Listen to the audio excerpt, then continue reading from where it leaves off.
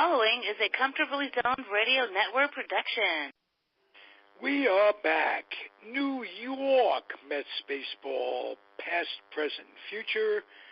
I'm Ralph Tycho of the Comfortably Zoned Radio Network, and I get to sit in as Marty Rose and Robert Cole, the host of the show.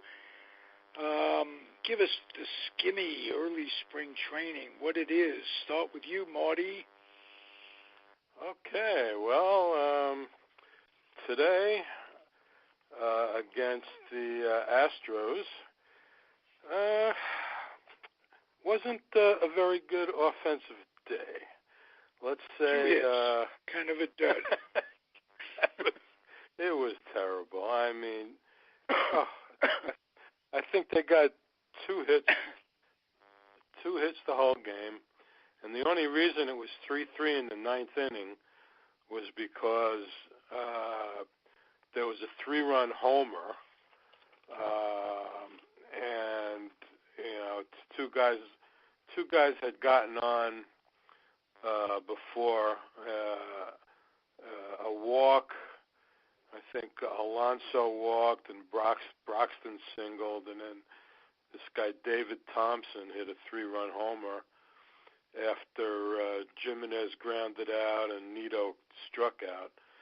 So that tied the game at 3-3, and they were very lucky that the Astros didn't score any more runs. The Astros actually ran themselves out of a couple of innings, which, the Mets are throwing the ball around the infield, and the Astros are trying to advance and getting thrown out, and it wasn't a pretty game for the Astros. But Syndergaard started the game. It was okay in the first inning. He did start the second inning, and he got a 1-2-3 with 2 strikeouts. It was around 98. Pretty much every pitch, and he seems to be, he seems to be ready to go. Good. Unfortunately, the offense didn't look like it was ready to go at all. But that was today. The other two games, of course, they got hammered in Game 2, and in the first game, they eked out a win in the first game. But, we're just getting started. I just have to say that I think Alonso is looking pretty good so far, except for the first play in the first game where he failed to dig out a throw in the dirt. But at the plate, he's looked very good. Homer, double, a couple of walks. So, pretty happy as far as that goes. Yeah. Your impressions, Robert Cole? Well, I was busy trying to find the bats that the Mets never had delivered today. But other than that, I like their depth, which they're going to need now that Jed Lowry probably will not be ready for opening day. But that's not any big deal because, they have guys that can fill in and move around. They can move Frazier to third, and J.D. Davis can play first, McNeil can play first. So that's pretty good. The one good thing about spring training is when your team wins, you can say, well, they did pretty good, and look at the bright side, okay? And when your team loses, you can say, well, it's only spring training, nothing to worry about. So that's right. What spring training's about. But and if everybody stays healthy in each and every game, win, lose, or draw, we're in good shape along those lines. Correct. I tune in about the 7th inning just to see Blanco, who they signed, I think, a minor league contract. Yes. Come charging in, making a catch on one knee, looking very smooth. And, I've been living out here in California and following the Giants for a long time.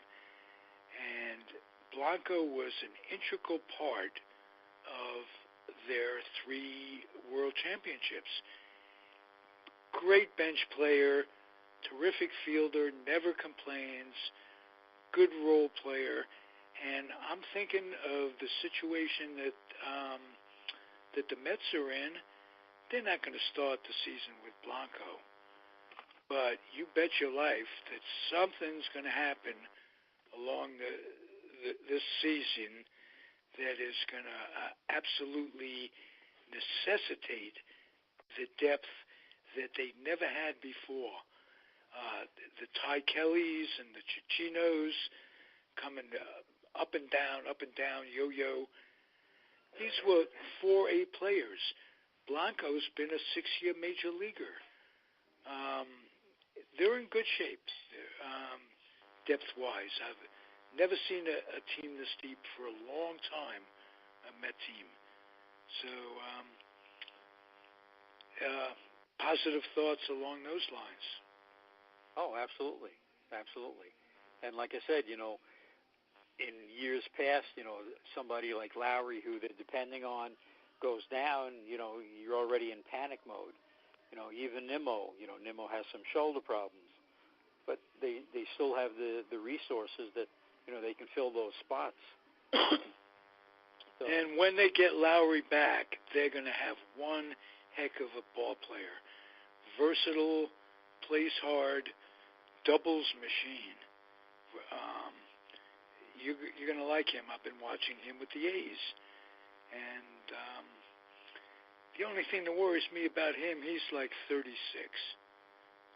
And as Marty notes, this is a shot, what with the PEDs supposedly on the downswing, got to start to worry at 35, 36. Yep. Yep. Blanco, I don't think Blanco would be better than 5th outfielder at best. Maybe even. No, he's going to probably start the year in Syracuse, but that doesn't mean he won't help them somewhere during the year. No question about it. Oh yeah, somebody's bound to go down. Right, and when that happens, it's better to call up a proven major leaguer than it has been in the past few years, calling up guys on that yo-yo trip that Marty talks about. Yeah. Well, they're going to have two, Blanco. Okay, he's 35. And they also have Rajai Davis who they signed, who's going to be in the minors, and he's, I think, 36. So, I mean, a couple of Syracuse veterans. is really going to be loaded. I bet that they're doing that because a lot of it is to have a good team in the first year at Syracuse. Remember, they bought Syracuse. They bought that franchise. Right. And they renamed them the Mets. They got a lot of heat locally. I've been talking to Eric Chapman, our 201 buddy, Marty. And they were the Chiefs for so long. They're getting a lot of heat in Syracuse, in the community, for taking away that name. I think they're going to have a Syracuse Chiefs night and all that, but I think they want to give them a winning team, so they've been going out of their way. It doesn't hurt the Mets to be that deep, but, and I'm telling you, we're going to see Tebow somewhere along the line this year, too. I just have had a change of attitude with him. I think he may be able to help them. Well, as long as he can stay healthy. I mean, he ripped a shot the other day that a guy made one of the best catches I've ever seen.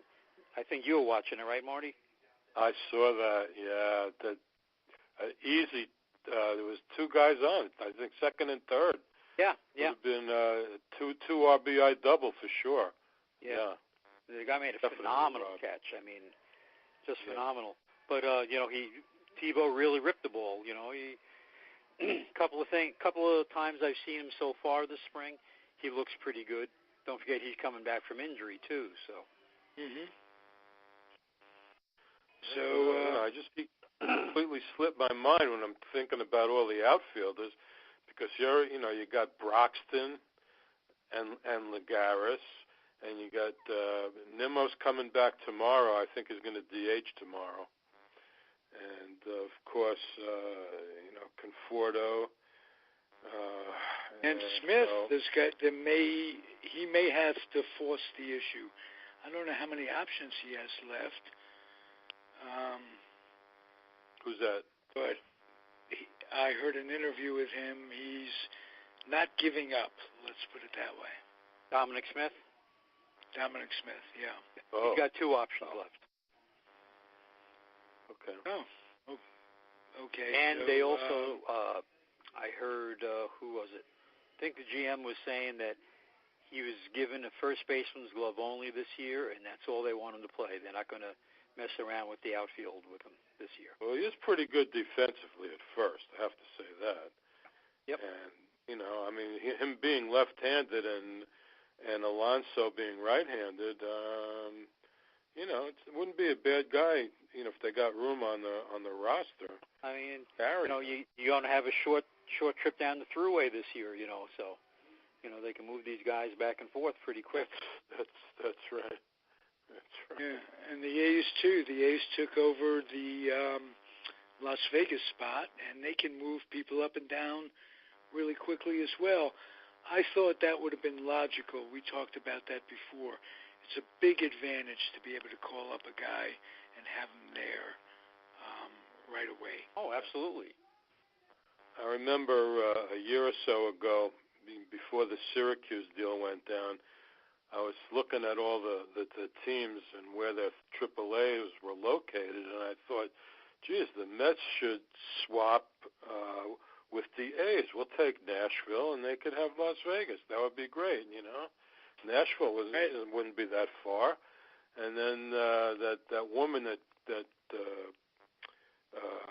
covers the A's, Slusser. Susan Slusher, I think her name. Yeah, she said they're very happy in Nashville.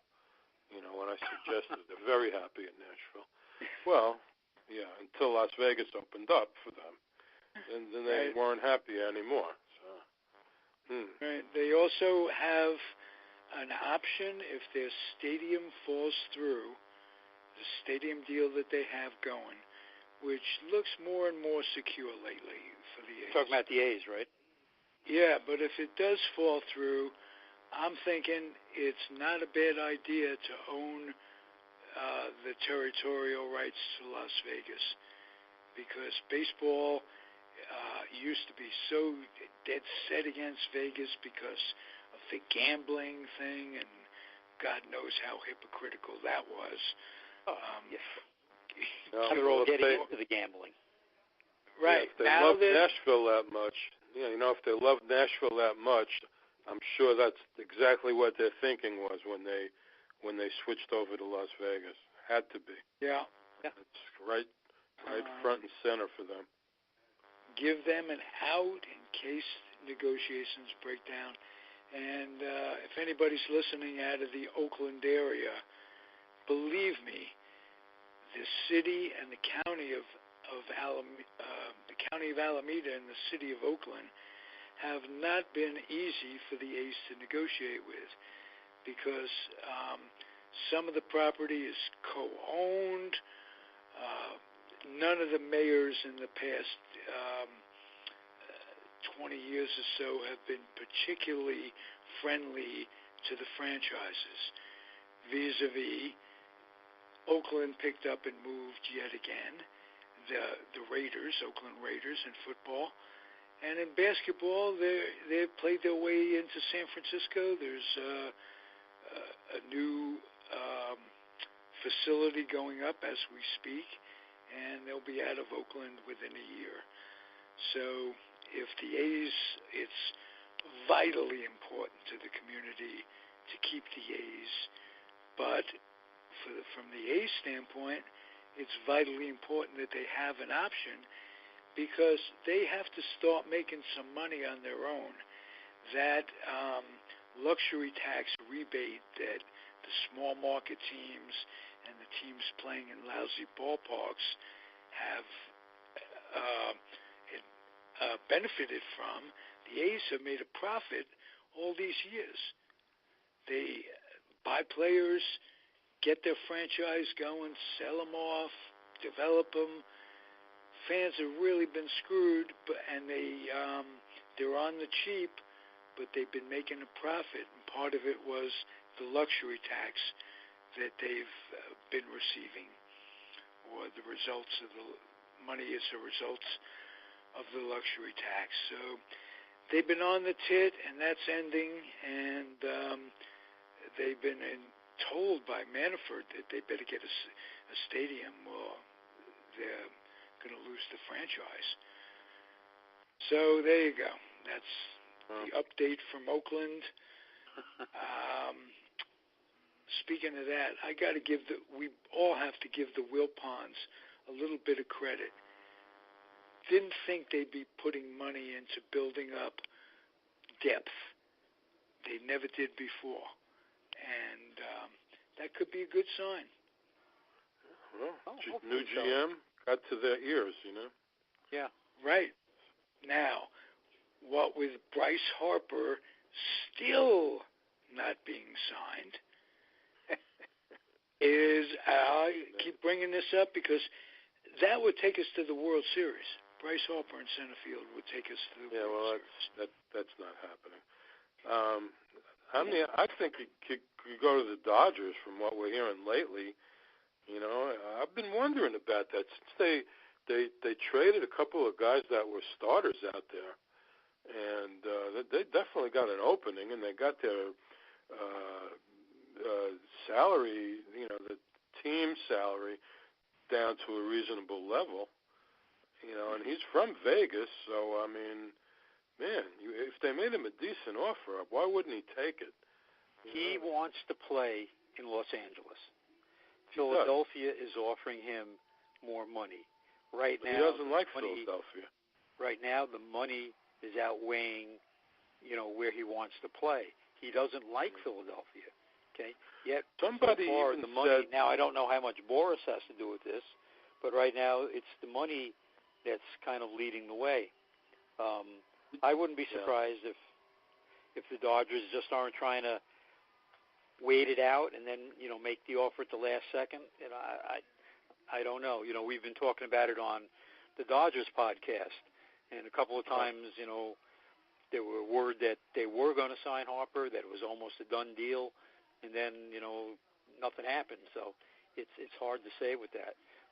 Guy that I wouldn't mind seeing the Mets sign, not Harper, okay, but another outfielder, and that's Adam Jones. Oh, yes. Okay, he's still out there. Baltimore. Okay, he's only 32, I think, 31 or 32. I think with a change of scenery and a team that could compete, he'd have a couple of good years still in him. And that I wouldn't mind to see at all. No, classy guy all the way, solid ball player. Yeah, I mean, even in a down year last year, he hit 18 home runs, I think 65 or 70 RBIs, hit about 275, 280, and he was not happy, last year in Baltimore. So, yeah. He hasn't been a guy to get hurt too. He's pretty healthy. Yeah, even last year he played 145 games. So, yeah, I don't think they're going to make any more moves, to tell you the truth. Except, unless there's injuries, I don't think they're going to make any more moves. I don't. Okay. Pitching staff. Talk about that. 5, 6 guys being healthy. They are not stretching out Lugo and Gazelman, and which means they haven't pitched yet either. No. In the 3 games. We haven't seen Diaz. We haven't seen Familia. We haven't seen Vargas, Lugo, Gazelman, Mats. We haven't seen any of those guys yet. Yeah. We will. An interesting thing. They're playing 2 tomorrow. They're playing 2 tomorrow? Yeah, split squad. They're playing the Braves and they're playing the Tigers. So, did they announce the yeah, pitching? Well, I know Wheeler's starting one game. I don't know which one, but Wheeler's probably starting the home game, I guess, which would be against Detroit. Right. So I don't know who. When they say split squad, I guess that's most of these Scribinis that would be going to play the Braves at Kissimmee. You know. Well, what they have to do, okay, according to Major League Baseball rules now, is when you're on the road, because teams weren't sending anybody to the away games. When you go on the road, you have to have 3 players who are expected to make the roster, and they have to start. So yeah, well, the first 3 guys that the Mets had in the lineup today were McNeil, Lagares, and Conforto. 1, 2, 3. Right. And that was on the road against Astros. Yeah, and that's what they have to do. I think they have to have 2 at bats, something like that, because players just don't go on the road anymore. In spring training, 30 miles down the road. It's become an industry in terms of getting fans to watch and sell tickets and all that. They just don't want to travel. Nobody wants to travel. If you look at the schedule, they're playing Houston, Miami, and Washington. I mean, they must play them 7, 8 times apiece. Maybe they get 3 or 4 against St. Louis.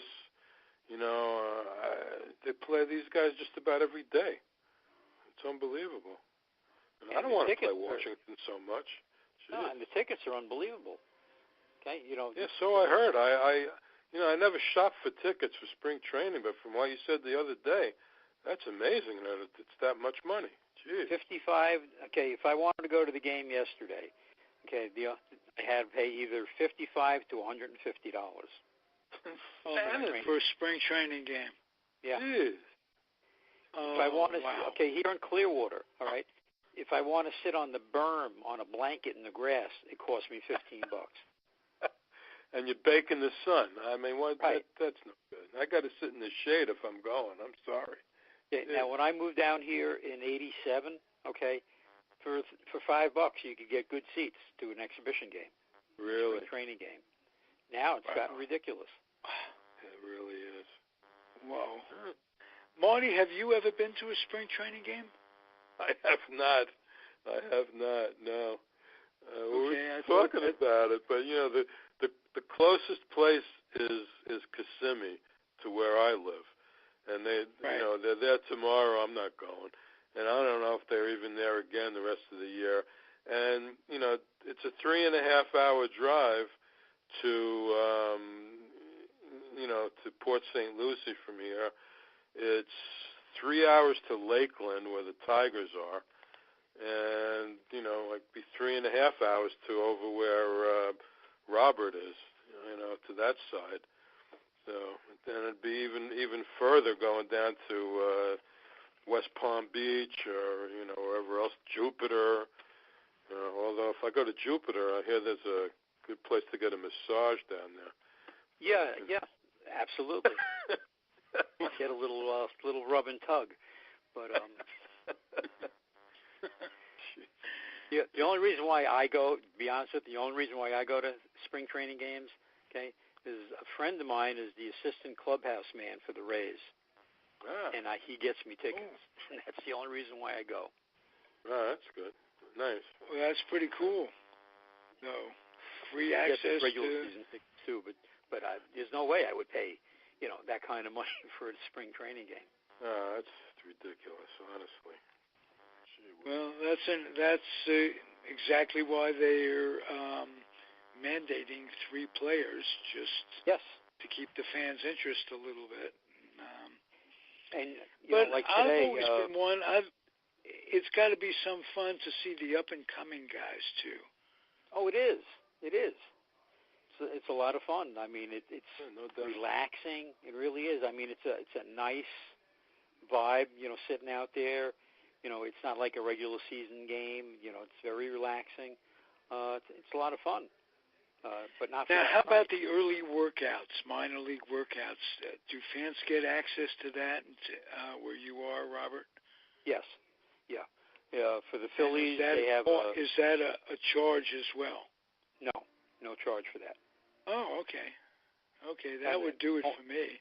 Yeah, most of the old timers go to those.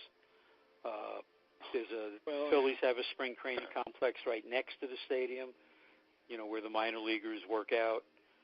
Right. And the Blue Jays have a complex not far from their stadium where the minor leaguers work out.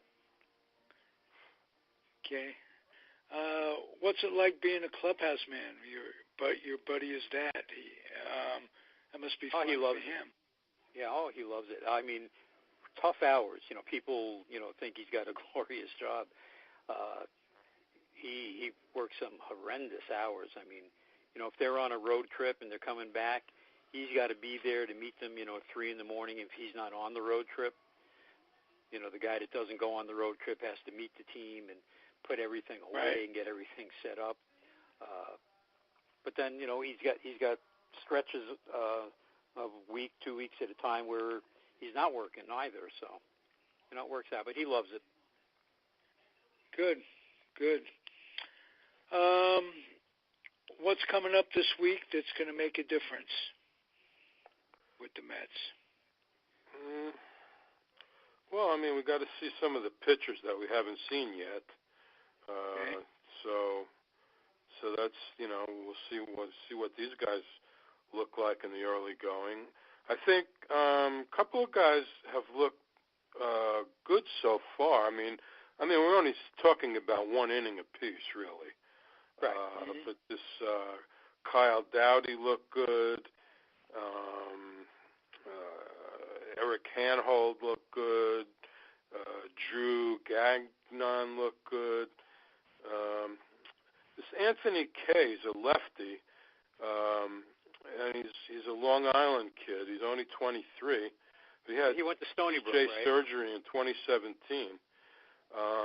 So I'm sure he'll be at least at Binghamton starting out. He didn't look bad. He didn't look bad at all the other day. And so we'll see what happens by the rest of the spring. The kid Peterson. Well, they got 2 Petersons. Yeah. But the one that was up with the team last year, the right-hander. Yeah, he looked okay. The left-hander didn't look too good. But first outing, plenty of time left, and you just hope that, like you said earlier, they stay healthy. Right. And I know Wheeler's starting 1 game tomorrow, so we'll see how that goes. Yeah. Hey, I'm a radio guy, and I must admit this time of year is great because I get to hear the babble in the background, and it's just nice having spring training back. It's baseball back. Mm-hmm. Oh, absolutely. Yeah. So yeah, I got the computer package so that when I have to go visit my daughter, we got to go down the end of the week. She needs us to go down for a couple of days. I can listen to it or watch it on my phone.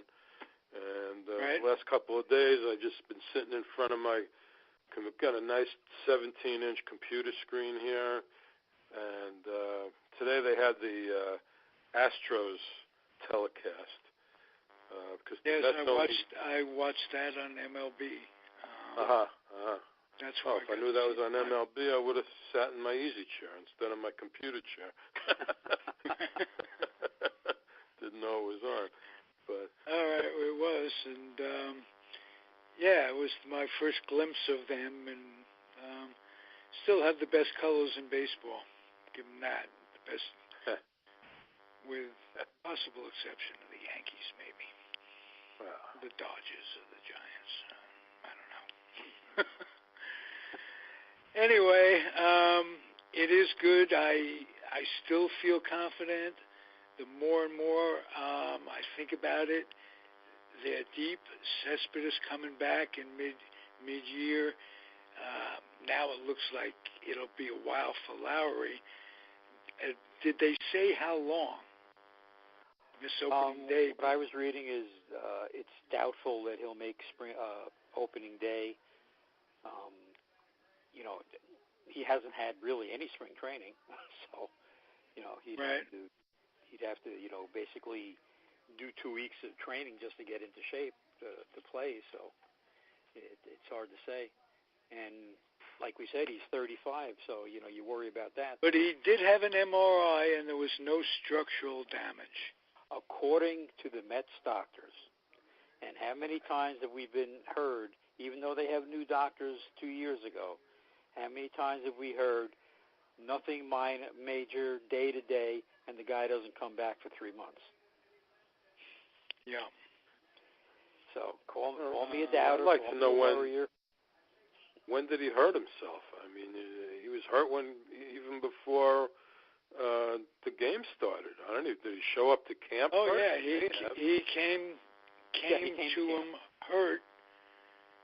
Came to spring training hurt, but it none of that showed up on the physical.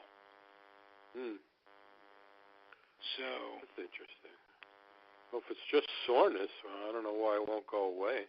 It's supposedly a capsule, what they call a capsule in his leg, something behind the knee, good. I think. So that doesn't sound good at all, then. No, and like we were saying before, it's not as major a thing as it would have been in past years because they do have depth. They move Frazier back to third or McNeil to third. They have ways around it. Hey, and let's not forget Dilson Herrera. Back in the organization. Look at what's going to be in Syracuse, okay, that could be a major league team. Seriously, if you look at what they're going to have in Syracuse this year, it's amazing. Right. So that on that aspect, and things look good. They do. Yeah. Hey, guys, good podcast. Very informative, and I appreciate your company.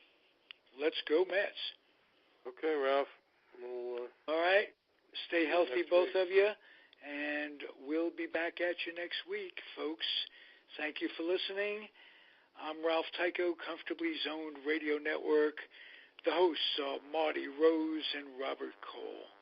Thank you again, everybody. Okay. Good night. Adios.